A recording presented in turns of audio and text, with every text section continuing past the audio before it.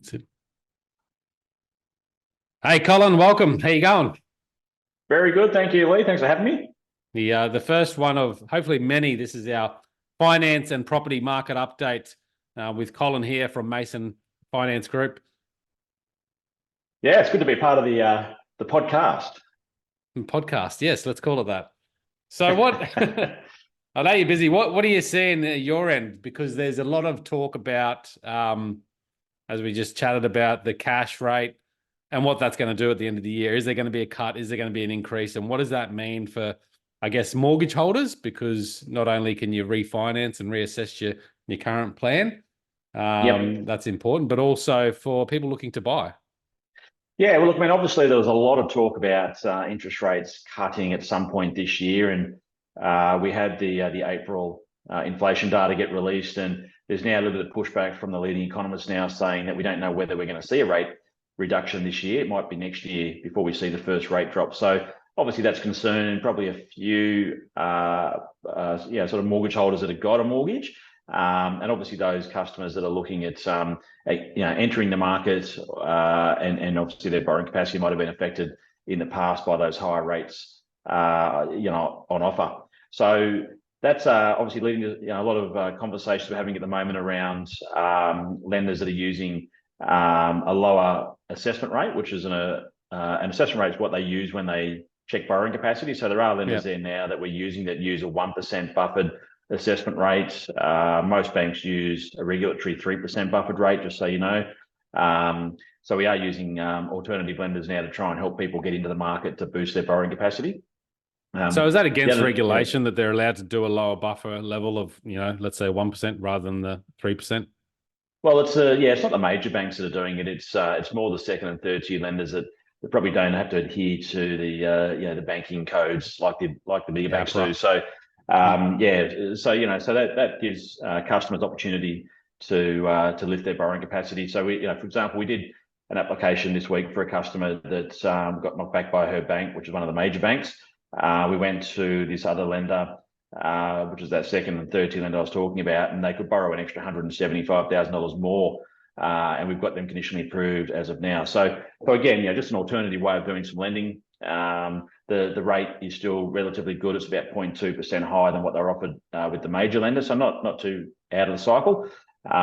So we're doing more of those type of conversations at the moment. And where I do believe rates will fall, we're probably not going to be talking about that until probably early next year at this stage, based on all the stats and all the stuff we're reading at the moment. So looking at banks that offer that lower assessment buffering rate, I suppose the cost for that is an increased interest rate overall as a sort of payoff. Look, it is. But look, I mean, the extra point too, like I was saying, for a higher rate of interest, it might only be that you're doing that for a year or two as well before we can get you refinance onto a more traditional style of product as well. And keeping in mind too, like the banks, they always adjust their interest rates if you're variable as well. So it's just a matter of keeping abreast of that. So for a property owner right now, what are we looking at as far as the variable rate is concerned, competitively? So if you're looking at owner-occupied, you're sort of looking at anything from sort of 5.99% up to 6.5% at the moment for owner-occupied for most of them. For investment, you're talking anywhere from sort of 6.29 upwards from there. Okay, 6.29 upwards. What I suppose without the cash rate cut, if the cash rate stays on hold for the next 12 months, what advice would you give to, well, first of all, let's focus on the homeowner that has a mortgage rate, because I know there's a lot of financial pressures on people right now, cost of living, etc. What could we do as a homeowner right now to try and alleviate some of that stress? Yeah, look, I think it's just getting the right advice. Like there's a lot of customers that believe they're on a really good interest rate at the moment. And I would say that probably one in three customers that we talk to, when we ask them the question about what interest rate are you paying, they don't know the answer. They'd have to go and have a look to find out what rate they're actually paying. So we've had some customers that have been paying, like the customer this morning, I did a meeting with them, and when I asked her a question about what rate they have, and they've got quite a few different loans, the best rate they could tell me that they're on at the moment was 7.29. So, and they've got over $1 million in borrowing. So straight away, we can get that rate back down to around 6.2, 6.3% for them based on their scenario. And that's going to save them around about $10,000 a year straight away in interest costs. So it's quite a lot of money, So I think that's probably an area for most households to just probably reflect on that or review what they've got. And then if they are paying, a rate of north of 6.5% at the moment, definitely get in touch and we can have a chat more around ways in terms of which we can help them. Okay, and I know you guys, as a practice, you review clients' portfolios regularly. Would you recommend? I mean, it's like any of your insurance policy or anything like that. It's a good idea to reassess every year, right? To see that you're on the good rate still. Yeah, 100%. Look, I mean, we've just employed someone full time who's doing our pricing now for all of our customers, just to ensure that we're across that once a year with our customers around, or giving our customers a chance to call us as well to say, hey, look, can you get us a better rate? Which we can do that. It's a free service. We don't charge for that, obviously, and we want that.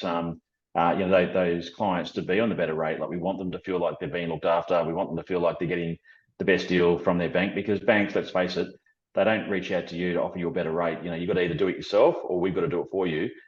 We've taken that lead now to try and put our customers first around those conversations with the banks. Okay.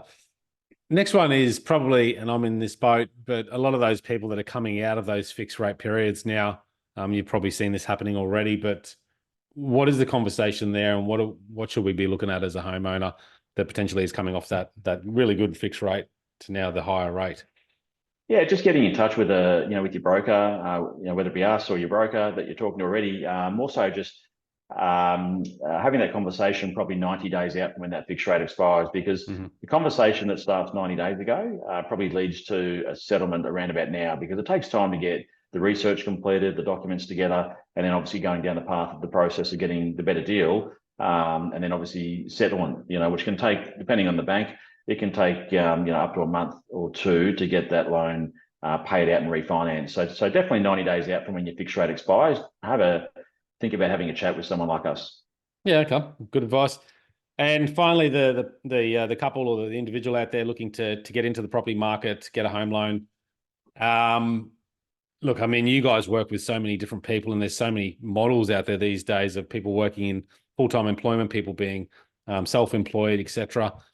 So you see it all. But what are some of maybe the top 3 tips you can give someone that's getting a loan right now to make themselves in the best position to purchase? Well, probably the first thing I would suggest is giving someone a call like us. Making the time to set an appointment up, whether it be on video call or a face-to-face meeting in our office in Maroochydore.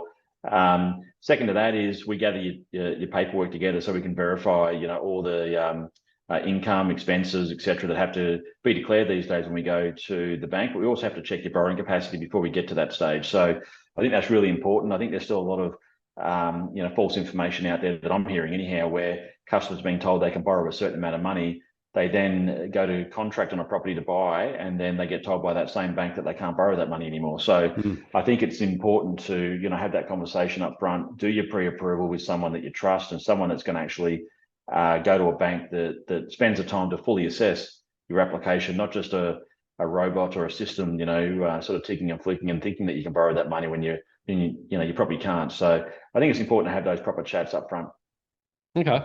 And as far as, trying to help people avoid putting themselves in financial situations, because I know right now the affordability or the unaffordability of property is quite significant. And, I'm dealing with buyers out there, they're looking at properties, and, the ones they want are really probably just going to push them into a bit of financial stress if they go that way. And I'd sort of more steer them to something that maybe needs a bit more work or a bit of a smaller option, so they're not putting that pressure on themselves. From your angle, what do you do to, try and understand that situation and alleviate that potential stress that might come? Yeah, look, I mean, I've always said to customers, and there's quite a lot of customers at the moment that want to, probably spend 100 or 200,000 more than what they can probably afford, to comfortably repay, to the bank. So it's more around getting into the market, at least buying something to get into the market. It's easier to transact in property once you're in the market, I find. And I've seen plenty of people that have had many successes, once they're in the market with property.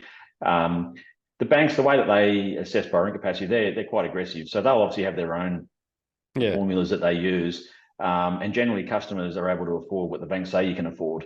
So I think it's, it's more so important for customers to get in where they believe they're comfortably able to make those repayments, per week or per fortnight, but still having the ability to save some money as well. What we don't want customers to do is get into a situation where they're basically living paycheck to paycheck and they're just scraping things through to to afford that repayment. We want them to be comfortable, still enjoy the family holiday a year if they can, still enjoy to do some of the things that they love, the sports, the activities, spending time in the community, just making sure that they can comfortably do that.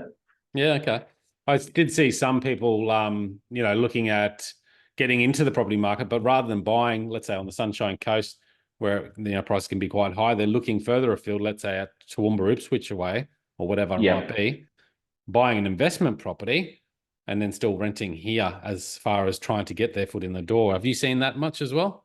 Yeah, we are. In fact, look, I suppose what we're seeing more of as well is the first home buyers that are now buying their first investment property whilst they're living at home with mum and dad. We've got a few of those applications on the go in the last sort of few weeks now where the first home buyers can't borrow enough to buy their first home on the Sunshine Coast. And obviously, it's a bit hard for them to move away from the Sunshine Coast to buy their first home if they're set up with employment and stuff here already. But whilst they're living at home, they've got not a lot of overheads outgoing in terms of the rent, so to speak. So they're able to buy an investment property and they're using that investment income from the rental property as income to support their income to help them borrow a little bit more as well. So it gets them in the market. They're able to use the deposits that they've got. Yep. And then in a lot of those occasions too, mum and dad are actually saying, look, we'll help our son or our daughter get into the market by going guarantor for them as well. So it helps them get into the market. Like I said a second ago, once they're in the market, they can transact. It's a lot easier for them to build up equity and then maybe make some decisions down the track to sell and buy something else. But yeah, so look, it's different strategies, I suppose, that we're talking to customers at the moment to help them get into the market. Okay, and final sort of question, and actually it's not the final one, I want to ask you one more, but as far as lending historical trends at the moment, are we seeing more applications coming through, or is there a significant lower amount of applications coming through? And are we still more owner-occupied focused, or is there more investors coming back into the market? Yeah, look, there's definitely, the last 4 or 5 months now, we've had some record months for us. So there's still definitely plenty of people buying property. Yeah. We've had a number of customers that were pre-approved because we're one of those broker offices that do quite a few pre-approvals where we have customers ready to go to contract. Yeah. And a lot of those customers are now finding that they're able to sign contracts without being gazumped or, in those multi-offer situations. So to answer your first question, yes, it's still very busy. Owner-occupiers, there's still plenty of people upsizing, selling and upsizing. There's still a handful of customers downsizing. So we're talking about bridging finance to those customers in the right set of circumstances. And then there's still people refinancing as well and deciding that they're not going to sell or buy something. They're just going to stay where they are now. And they're going to renovate what they've got because they love where they live. And just sort of going into a bit of a holding pattern before they look at maybe selling or doing something more, with investments down the track. I like it. All right. And what do you think? You think the cash rate will stay unchanged this year then? Because I'm sort of feeling that it might have a little cut later in the year, but. Yeah, I don't think, look, someone came out last week and said the rates are going to go up 3 times before the end of the year. I personally can't see that. I think the people that we're talking to, our customers, I think a lot of customers are grinding at the moment, just getting through this period with this patch, with what they've got as a home loan, just trying to sort of make ends meet. So I think another 1 or 2 rate increases would have an impact on a lot of households. I do think that we'll see a rate cut next. I don't think it'll be a rate hike, but I think we're going to be probably talking the early parts of next year. I think the government will get through this year, and then we'll see what happens early next year. Okay. Yeah. Yeah, it's a bit of a sharp edge, isn't it? Like you certainly wouldn't want to see the cash rate go up because I think that'll certainly hurt a lot of people. And then equally, if it goes the other way, that could stimulate the economy even further and create more housing issues that we're already facing. Yeah, 100%. And I think you've only got to have a look at banks and what they're trying to do at the moment. It's even these new digital home loan products coming to the market at the moment, but in my opinion, those digital products are fraught with a bit of danger because it's all based on AI technology and robots, and the rate's not always the best outcome for the customers either. But you're not talking to anyone. Like there's no human interaction, nothing like that at all. So there's a lot of change happening in the market at the moment. I don't think, getting back to the rates, I don't think that there's going to be a rate increase as such. I think it'll be a rate decrease, but just not too sure whether it's going to be this year or next. Early next year. Yeah, okay. No, fantastic. Great insight shared today. Thank you, Colin Mason from Mason Financing Group. Guys, you can always reach out to Colin or myself if you want to discuss any of your property needs. And I'll stick a link in the notes below so you can click that and we'll be in touch with you. Thanks for having me on the podcast. I appreciate it. No worries, mate. We'll catch up soon. Okay. Thanks for listening, guys. Cheers.